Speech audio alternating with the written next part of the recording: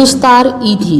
अब्दुस्तार ईदी मरहूम से कौन वाकिफ नहीं। आपको हमसे बिछड़े चंद साल हो गए हैं, लेकिन आप आज भी हर दिल की धड़कन हैं और हर दिल में बसते हैं। अब्दुस्तार ईदी मरहूम से एक बार पूछा कि आपने हजारों लावारिस लाशें दफनाई, कभी किसी लाश की बिगड़ी हालत या उस पर तशद्दुद देखकर रोना आया?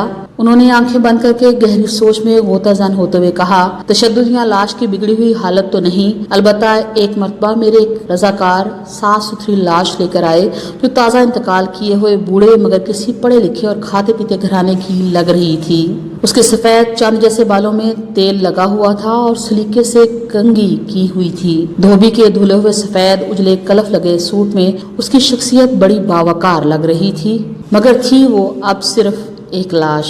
ईदी साहब फिर कुछ सोचते हुए गोया हुए, हमारे पास रोजाना सैकड़ों लाशें भी लाई जाती हैं, 10-20 भी, मगर ऐसी लाश जो अपने नक्श छोड़ जाए कम ही आती हैं। उस लाश को मैं गौर से देख रहा था कि मेरे रजाकार ने बम फोड़ दिया। उसने कराची की एक पोश बस्ती का नाम लेकर कहा कि ये लाश उसके बंगले के बाहर पड़ी थी। हम जो ही बंगले के सामने पहुंचे तो एक टैक्सी में सवार फैमिली जो हमारा ही इंतजार कर रही थी और उसमें से एक नौजवान बरामद हुआ और जल्दबाजी का मुशायरा करते हुए एक लफाफा हमें थमाते हुए बोला, ये तदफीन के अखराजात हैं। फिर वो खुद ही बड़बड़ाया, ये मेरे वालिद हैं, इनका ख्याल रखना, अच्छी तरह गुस्ल देकर तदफीन कर देना।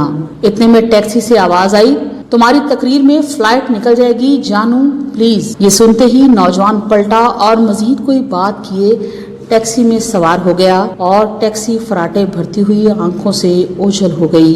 ईदी साहब बोले, उस लाश के मुतालिक जानकर मुझे बहुत दुख हुआ और मैं एक बार फिर उस बदकिस्मत शख्स की जानिब देखने लगा तो मुझे ऐसे लगा जैसे वो बाजू वाह किए मुझे दरख्वास्त कर रहा हो कि ईदी साहब, सारी लावारिस लाशों के वारिस आप होते हैं, मुझ बदकिस्मत के वारिस भी आप बन जाएं। मैंने फौरन फैसला किया कि इस लाश को गुस्ल भी मैं दूंगा और तदफीन भी मैं खुद ही करूंगा।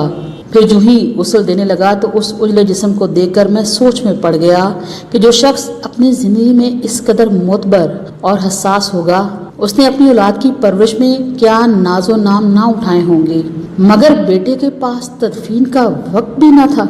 उसे बाप को कब्र में उतारने से ज्यादा फ्लाइट के निकल जाने की फिक्र थी और यूं उस लाश को गुस्ल देते हुए मेरे आंसू छलक पड़े।